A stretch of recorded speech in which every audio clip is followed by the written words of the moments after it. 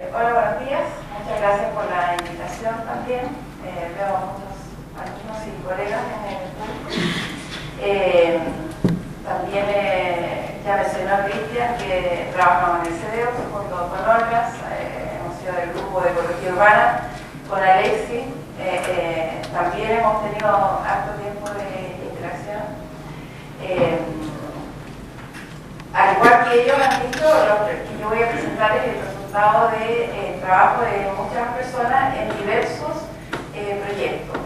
En verdad, la presentación de hoy es una relectura de una serie de estudios que está enmarcada en una pregunta de más largo plazo que estamos haciendo, y es, ¿acaso primero la medición de los servicios ecosistémicos de las ciudades, principalmente la vegetación?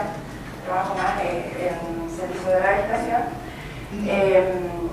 la medición, pero también la recepción efectiva de esos servicios por las personas, y luego la posibilidad de planificar los servicios ecosistémicos, dejar de planificar espacios verdes y hacer una mirada un poco como más parecida a lo que presentó Alexis, en que uno tiene un sistema multifuncional que lo que integra es una serie de contribuciones directas al bienestar de las personas, pero también contribuye a mantener la biodiversidad y a mantener esa conectividad con la naturaleza que las ciudades necesitan.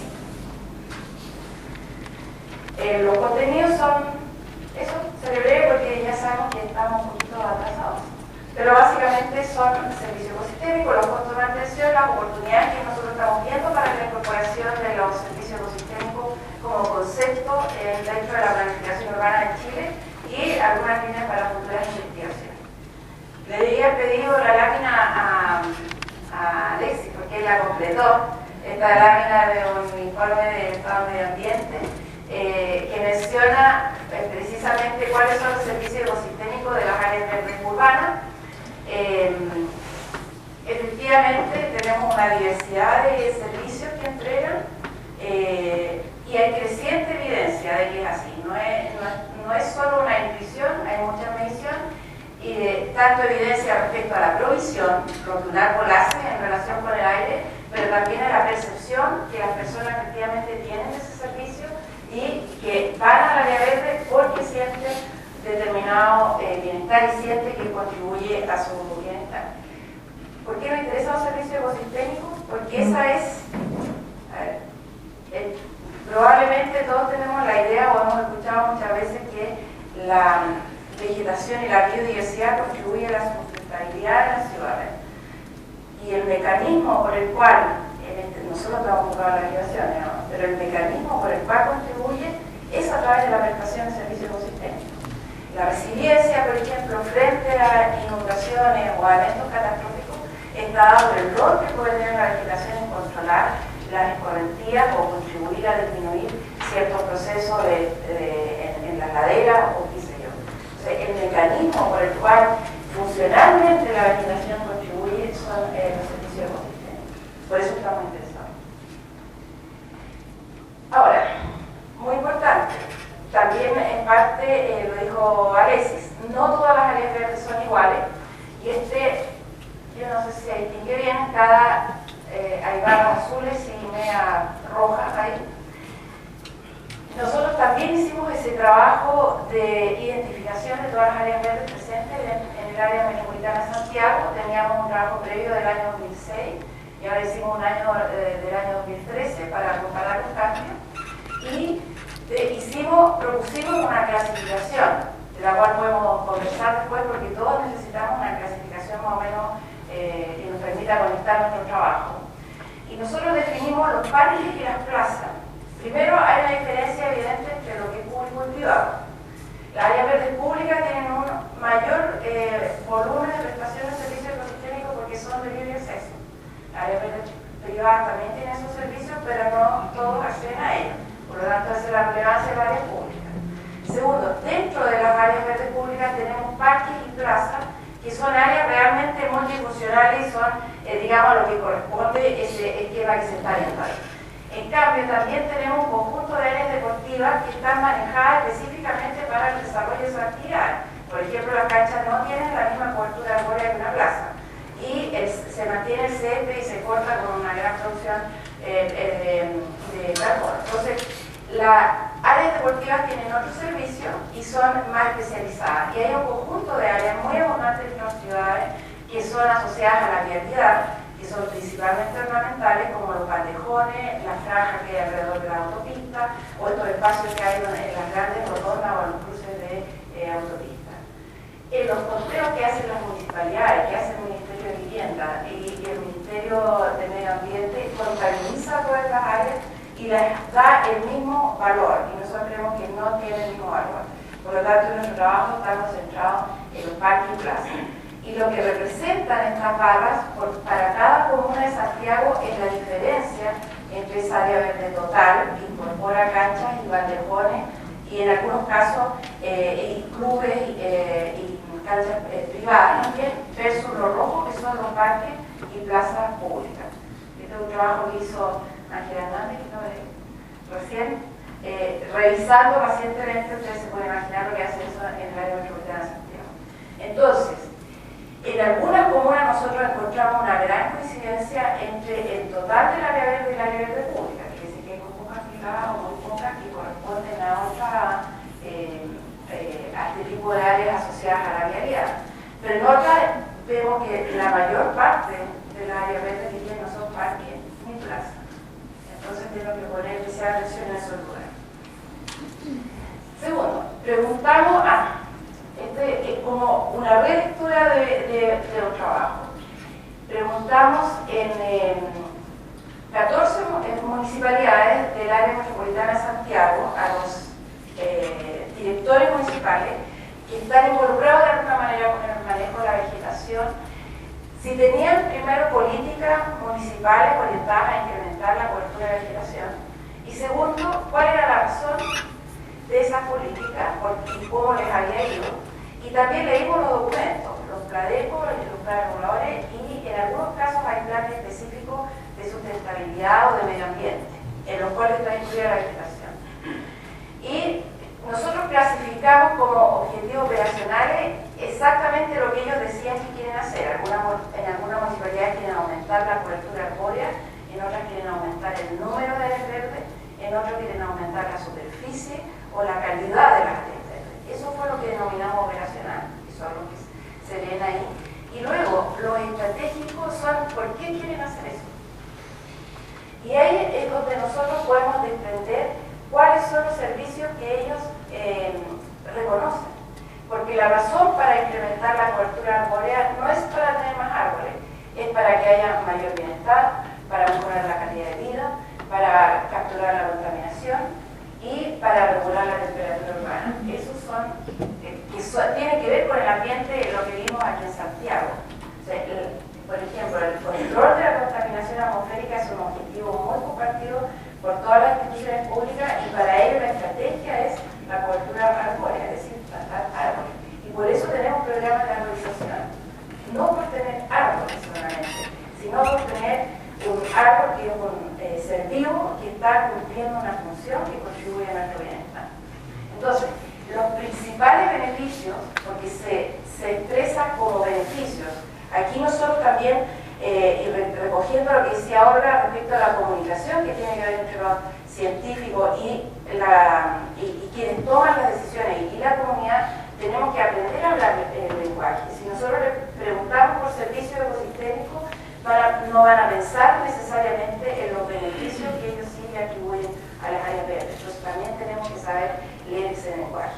Los servicios culturales asociados a la recreación, la recuperación de la vida comunitaria, el mejoramiento de la calidad de vida, el mejoramiento de la salud física y mental, esos son los más mencionados, y los de regulación asociados a la temperatura y asociados a la captura de contaminantes aquí en la ciudad de Santiago. Ahora, junto con otros investigadores, con Cinnamon, que estuvo ayer aquí, Francisco Labarrera, Camila Páez, que está trabajando en el INE ahora, en la División de Estadísticas Ambientales, hicimos un estudio que fue encargado por el Ministerio de Vivienda, que la pregunta era ¿cuánto cuesta mantener las áreas verdes urbanas en Chile?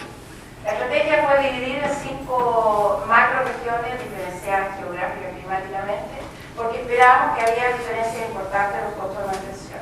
Me voy a ampliar un poco. La pregunta, bueno, el Ministerio está interesado en saber cuánto va la mantención de áreas verdes porque hay un plan de incrementar áreas verdes y de construir parques y quería saber en ese momento, que fue hace poco más de un año, entonces, ¿cuánto presupuesto va a tener que disponer después para la mantención de esas áreas?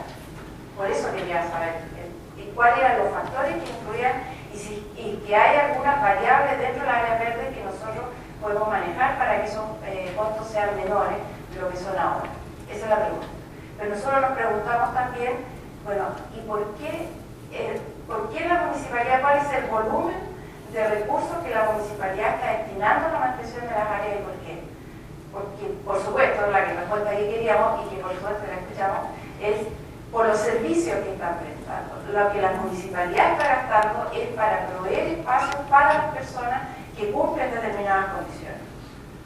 Bueno, rápidamente voy a pasar esto más interesante para los chilenos quizás, pero en la zona norte, tomando el municipio de Antofagasta como modelo, fue el agua corresponde al 48% de uno de los costos más altos, proporcionalmente. La totalidad que ellos gastan, ahí hay un casi 50% se gasta por el precio del agua, el precio que ellos tienen que pagar monetario para regar. Y los otros factores que le incrementan los costos de mantención son el vandalismo, que destruye, tiene zonas en donde se destruye mucho el equipamiento de las plantas, entonces tienen que reponer. La extrema aridez genera sequedad en las plantas, genera muchos otros efectos, no solo la falta de agua y la salinidad del suelo, que requiere hacer muchos tratamientos y destinar mucha mano de obra para manejar ese aspecto.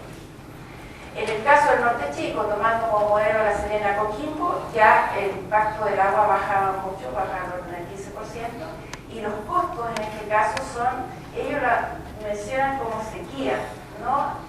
Que esto es algo que vamos a ver en otras regiones también. O sea, la escasez de agua sí incrementa el costo porque tienen que pagar más caro, sobre todo porque hay un precio más alto en el verano por el sobreconsumo. No siempre ellos tienen derechos de agua, la agua es del humedal del río Elqui, pero en ocasiones tienen que usar agua potable porque no tienen suficiente agua y hay zonas que las riegan solamente con agua potable. Pero también hay un costo asociado a la mantención de ciertas coberturas, como son el césped, las plantas con flores, las plantas florales y los cubresuelos. Ahí está. En la zona centro tomamos como modelo 6 municipalidades y aquí hay una mayor dispersión de los precios de los costos unitarios. Después vamos a hablar de los costos unitarios con los que trabajan más asociados al manejo de áreas verdes.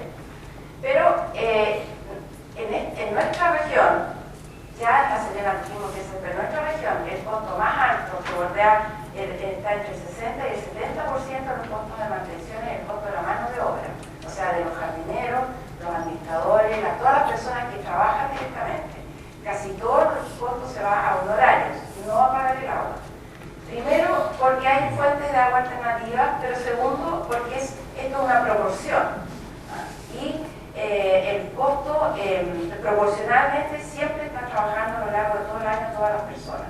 En cambio, el agua es un costo que está concentrado en los meses de verano, en los meses más secos. Nuevamente, uno de los factores mencionados como importante para que incrementa los costos es el vandalismo, porque exige precisamente no solo reponer materiales, sino también destinar horas de trabajo de muchas personas para reparar todos esos daños. La intensidad de uso, cuando hay más usuarios, se produce más basura, hay que barrer más veces, se destruye más las plantas y hay que estar permanentemente, hay más personal destinado. La dispersión y el pequeño tamaño, y esto es importante en comunas metropolitanas, como la nuestra quizás en Concepción. Cuando las áreas tienen muy pequeño tamaño, de todas maneras hay por lo menos 5 personas que tienen que trabajar ahí, pero además necesitan tiempo para desplazarse hasta la otra. Entonces, digamos, la eficiencia del trabajo de las personas es menor.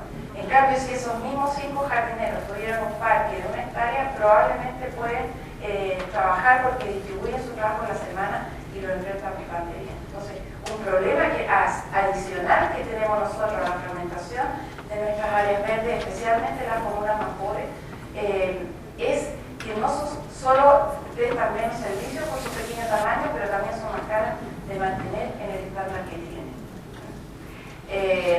Y la cobertura de césped es señalada como también uno de los factores que incrementa enormemente los precios. Ahí está destacado el precio más alto, pero no es tan relevante. En la zona sur ya empieza a ser menos relevante el costo del agua. En las comunas que entrevistamos además tienen derechos de agua, por lo tanto tienen su propia agua. Y en el caso de San Pedro de la Paz, por ejemplo, es agua subterránea que es de buena calidad y pueden regar perfectamente áreas verdes. En Santiago hay municipalidades que tienen derechos de agua que vienen del río Maipo, pero tienen mucho material en suspensión.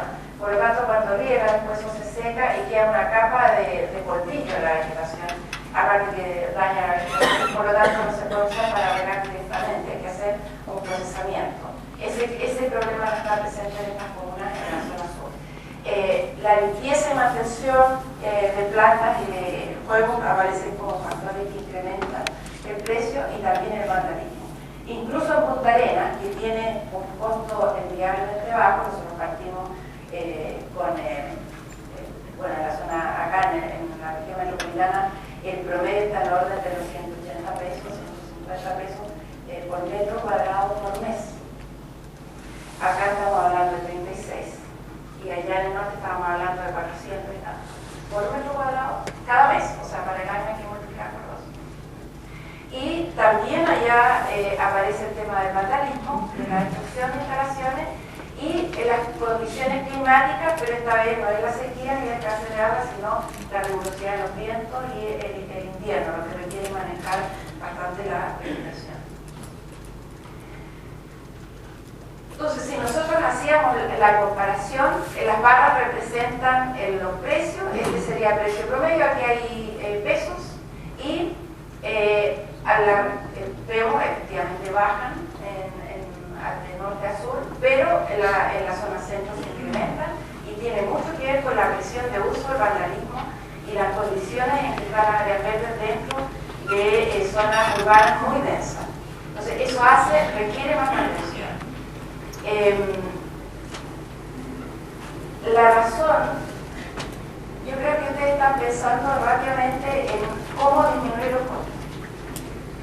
Primero, efectivamente hay un costo asociado a riego y eso se maneja y ya está manejado dentro de las municipalidades, de la gran mayoría. Las superficies de césped se han disminuido, no sé si se han dado cuenta, pero muchas municipalidades han optado por incrementar el ancho de los senderos, muchas han pavimentado sectores y entonces proporcionalmente el césped disminuye, pero no se puede eliminar porque las personas, los usuarios prefieren áreas que tienen césped. Y dado que nosotros pensamos que las áreas verdes entregan servicio para las personas, son espacios construidos para las personas, también debemos mantener ese tipo de paisajismo. No exageradamente ni extensas praderas, porque eso sí que es costoso, pero hacerlo en el diseño, distribuir de manera que se vea el césped, pero que no sea la superficie más importante. En la tecnificación del riego, que es la solución propuesta para disminuir el gasto de agua y porque además facilita realizar riego en las noches, no es posible en la mayoría de las ciudades producto del vandalismo, porque esas instalaciones son destruidas. Entonces, por eso que todavía en nuestras ciudades el riego es manual. Solo se puede implementar con seguridad riego en plazas. No estoy hablando de grandes parques, los parques todos tienen, todos los de Santiago tienen riego tecnificado y si ustedes se han fijado se cierran en la noche y tienen vigilancia. Pero en plazas que están abiertas todo el día y toda la noche no es posible hacerlo. Solo la Municipalidad de Las Condes aquí está implementando un plan para cambiar totalmente el riego, pero porque ellos no tienen ese problema de destrucción tan importante como está en otras comunas. ¿Está bien? Ya, entonces déjame hacer. Los otros costos asociados tiene que ver con el diseño. Aquí hay una comparación del parque tradicional y parques naturales, los cuales existen, se están implementando y la tesis de Juan Yacer, él hizo una comparación muy detallada de los costos en estos dos tipos de tipología Y estos parques naturales también tienen visitas, no crean ustedes que son todos, digamos que todas las personas van acá. Hay mucha, como decirlo, permanencia de estos modelos de parque, pero no necesariamente quiere decir que no es posible implementar otro modelo de parque. Los usos, la intensidad de uso evidentemente influye también, esa es la diferencia que hay entre las plazas de armas, las plazas centrales y las plazas de barrio, pero también este espacio nosotros lo podríamos manejar de una manera mucho más simple. Hay costos asociados a la distancia, cuando está entre las áreas verdes, y hay costos asociados al tamaño, en que a mayor tamaño también disminuye el costo unitario de mantención. Respecto a las medidas, en general están siendo implementadas, pero mi última lámina va a ser esta, que se refiere a las oportunidades de incluir el concepto de servicio ecosistémico dentro de la planificación, es decir, que quienes toman las decisiones, quienes hacen los planes locales, quienes diseñan los planes o los maestros de áreas verdes, lo que tengan claro es que están distribuyendo un servicio ecosistémico y no solo espacios, no solo estructuras verdes, funciones, que tengan una visión más funcional. Y para eso seleccioné frases de las entrevistas que hicimos en que destacan el reconocimiento y el valor asignado. Entonces yo creo que simplemente ahí tenemos que trabajar un poco más en traducir el concepto y empezar a entenderlo, y además entregar herramientas para medirlo. Porque las personas que toman la decisión en la ciudad luego preguntan ya, entonces, si yo pongo más árboles, ¿cuántos servicios más tengo? ¿O cuántos árboles tengo que poner para saber que estoy dando tal servicio? Ellos quieren respuestas que les permitan tomar una decisión y redactar las bases para llamar a una licitación y construir el área verde, o para pedirle a que maneja el área verde, la empresa que está administrando el área verde, cómo tiene que ser. Entonces nosotros tenemos que avanzar un poco en operativizar el concepto para que sirva a la toma de decisiones, pero también yo creo que requerimos que las personas que toman decisiones empiecen a abrir un poco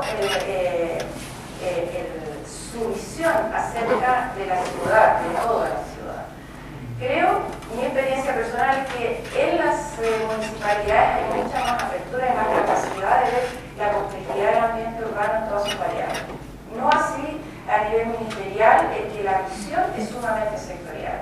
Y retomando lo que comentaba ahora respecto a por qué en Valdivia no pueden hacer una ordenanza que proteja los humedales, nosotros tampoco podemos hacer ordenanzas que protejan los cerros islas, ni las quebradas, ni los cauces de río, porque la Ordenanza General de Urbanismo y Construcciones, en su capítulo 2, en un grupo de no más de 4 artículos, dice que todos estos espacios son excluidos del desarrollo urbano, pero que se pueden incorporar al desarrollo urbano mediante la remoción del riesgo, porque están concentrados como áreas de riesgo. Entonces, si uno remueve el riesgo, puede construir. ¿Por qué? Porque los espacios naturales, en nuestra ordenanza general, escrita por personas que actualmente trabajan aquí en el Ministerio de Vivienda, concibe la naturaleza, cuanto más silvestre, como un riesgo para las personas, y acepta solo espacios extremadamente manejados. No han hecho ese traspaso hacia incorporar la naturaleza y reconocer la prestación de servicios que tiene. Entonces, no es mucho lo que tenemos que cambiar, y el efecto de cambiar la ordenanza general es para todo Chile, desde Arica a Punta Arenas, incluida la Antártica. En cambio, paralelamente tenemos que hacer nuestras ordenanzas municipales, porque claramente lo que necesitamos son normas y acciones que involucren a la comunidad, que involucren los gobiernos locales y que están asociadas a las especificidades de cada lugar. Muchas gracias.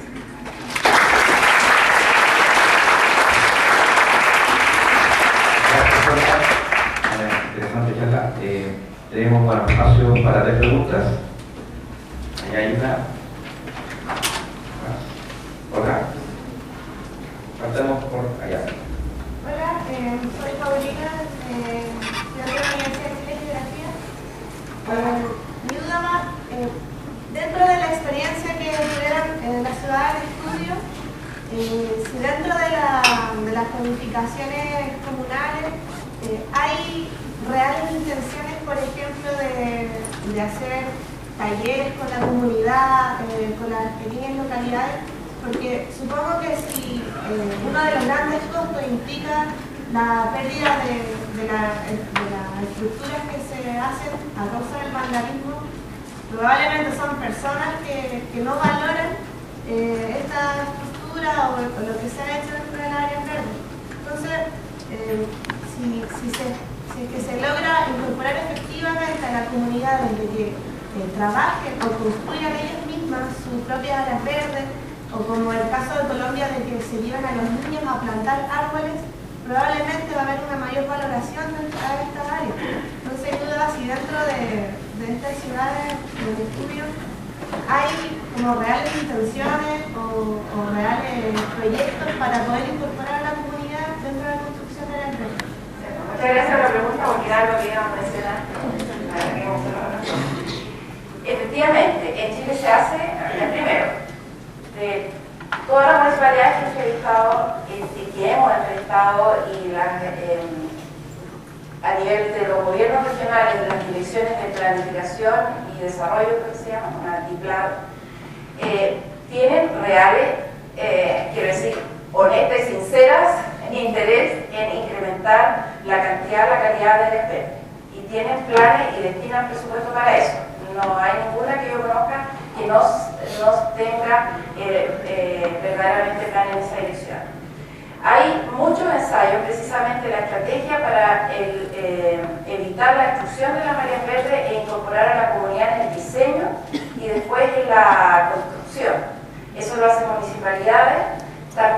También una fundación, que es la Fundación Mi Parque, tiene esa estrategia para actuar y ellos trabajan con las municipalidades y los casos son súper positivos. Pues te puedo mencionar que tanto Peñalolén como San Joaquín tienen programas muy bien establecidos para incorporar a la comunidad en la construcción de las áreas verdes y ellos mismos reportan que les funciona, porque esas áreas no se destruyen. Y lo que hacen es poner instalaciones que la propia comunidad solicita, por ejemplo, máquinas de ejercicio, y eso incrementa el uso y las áreas cambian completamente. Yo creo que tenemos buenas experiencias acá dentro del margen limitado de acción que tienen las municipalidades para actuar. Acá.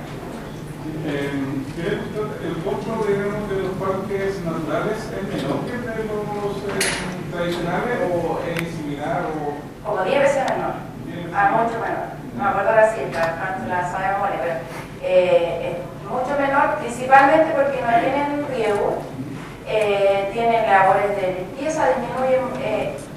Una explicación por qué yo digo que el riego, claro, es caro. No es porque vale el agua, pero vale la persona que está sosteniendo la manguera. Me parece que es el 60% del costo. La persona que está regando o que está abriendo el agua, porque no puede ser, cuando no puede ser técnica. Pero básicamente eso, hay un montón de tareas que no se hacen y no tienen coberturas de césped, por ejemplo, que son los que también requieren mucho cuidado. Y yo le consulta era respecto de la ciudad, humedades, cajas argentinas, etc. ¿No también tendría aquí posición bienes nacionales porque no sería parte, digamos, del patrimonio público? No, son privadas. Son privadas. Completamente. Porque eso yo lo sé, tengo experiencia, digamos, de zonas privadas, donde la desembocadura del río y toda la parte costera, sobre todo el costero, se ha pronunciado Tienes, digamos, el sector público, quien corresponda, digamos, supongo que no sé si es la DOH, la Dirección de Obras Hidráulicas, puede restringir el uso o establecer cuál es la franja de una quebrada que no debe ser construida o tapada o obstruida. Pero, la propiedad es privada. No todas las quebradas están reconocidas como tales y eso hace que haya quebradas que sí se pavimentan, incluso una famosa casa que se hizo en una quebrada que sale de la revista de arquitectura. Bien, como está un poquito pasado el tiempo, vamos a paso por la última pregunta para todo el panel. Si hay algo. Maximiliano. Hola, buenas tardes, Maximiliano Gox, de la Municipalidad de La Pintana. yo en realidad quería hacer una invitación y una pregunta. ¿Ya? Una invitación tiene que ver con que si bien estamos en un seminario de ecología urbana y entiendo la pertinencia para separar los campos de estudio, yo creo que no podemos abandonar la mirada global, ¿ya? Por dos cosas. Uno, por la responsabilidad respecto a lo que se demanda y lo que se produce en las ciudades, en la línea del índice de influencia humana que hablaba Olga, pero también porque la sustentabilidad de las ciudades depende de una planificación sustentable de todo el territorio. ¿Ya? O sea, lo más básico es lo que pasa agua arriba, por ejemplo, el caso de Santiago, el proyecto Alto Maipo, etc. Entonces, mi invitación es, paso el dato, la próxima semana hay un seminario del Observatorio Latinoamericano de Conflictos Ambientales, en conjunto con la Universidad de Chile. No sé si Alexis sabe, eso va a ser el miércoles y jueves, también es gratuito. Ojalá que muchos de los que estamos acá también podamos compartir esas otras líneas de estudio, y en ese sentido valoro lo que propone Alexis, de que los enfoques interdisciplinarios partamos por casa y que nosotros no unamos. Ahora, mi pregunta, yo sé que no es específicamente lo que ustedes hablaron, pero sí los tres lo tocaron de manera indirecta, que es el tema de la educación ambiental y de la necesidad de verlo de este enfoque interdisciplinario. Si es que ustedes tienen, no sé, alguna propuesta, experiencia exitosa, bibliografía, tanto nacional, internacional, o relacionada con intervención de la participación ciudadana, o también educación hacia los niños, ya sea formal, informal. Eso es bien extensa.